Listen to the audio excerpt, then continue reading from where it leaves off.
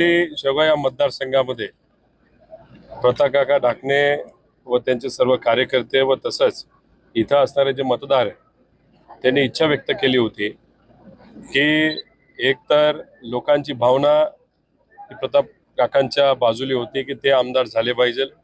वातावरण हे आदरणीय पवार साहेबांच्या पक्षाच्या बाजूला या मतदारसंघामध्ये होतं।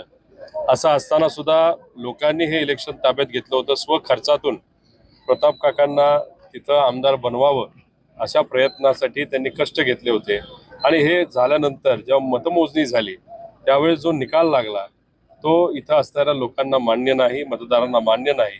त्या हेतूतून आज इथं आभार सभा जी काकांनी ठेवली होती व कार्यकर्त्यांच्या सांगण्यावरनं आम्ही सर्वजण इथं तहसील कार्यालयाला आलो, आर ओ ऑफिसला आलो आणि तिथं प्रातिनिधिक स्वरूपात जे डेमो ईव्हीएम मशीन होते